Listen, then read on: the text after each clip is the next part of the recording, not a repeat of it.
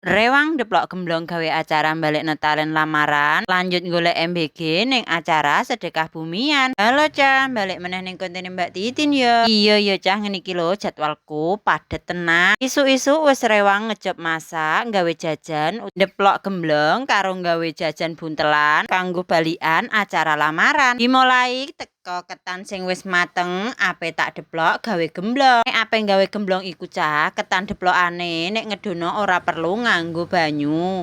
Didono nganggo klopo terus diunggahno meneh nek wis mateng terus lanjut dideplok sampai lembut. Kene sapa sing urung tau ndeplok gemblong, rungokno ya iku mang carane nek ape gawe gemblong utawa ketan deplokan Cah. Nek acara lamaran ning daerahku iki jajanan wajib sing kudu ana ya. Lan iku tradisi nganti saiki Cah. Bar deplok gemblong lanjut iki nggodhog santen ape nggo gawe nogosari karo bongko. Aja kliru penyebutane lho Cah, bongko. Iki jajan sing wis diadai. Iki tak sepilno jajanan sing ape digawa balenan lamaran. Ana gedhang, kembang gula, peyek, jenang, krecek utawa rengginang, terus ana gemblong rong nampan. Lan jajan buntelan kaya nogosari, bongko lan bugis. Bari ngono ya ana meneh parselan buah Cah. Kira-kira nek ning daerah jan balenane model kepiye Cah? Dadi ancen desa iku mawa cara Cah, dadi beda desa beda cara. Iki mau jajanan bongkone sing wis dibunteli kabeh ape tak kukusno dang.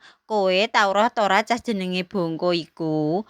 Bongko iku jajanan sing digawe teko tepung beras terus dicampur karonan santen umum bleguduk, karonan uyah sithik. Engko nek dipangan gurih-gurih ngono lho Cah. Adonan bongko iki sakjane ya dadi siji karo adonan nogosari. Bedone nek nogosari iku nganggo gedhang, nek bongko ora Cah. Singkat cerita, iki rewangku wis bar, saiki genti ngaleh golek MBG wayah wengine. Sebenere aku dijak ngacara iki mbalekno lamaran sing tak rewangi mau, tapi iki krana bojoku koncone padha ana acara sedekah bumi, dadi aku lanjut ae melu bojoku golek MBG, yaiku mangan bergizi gratis ning sedekah bumian Cah.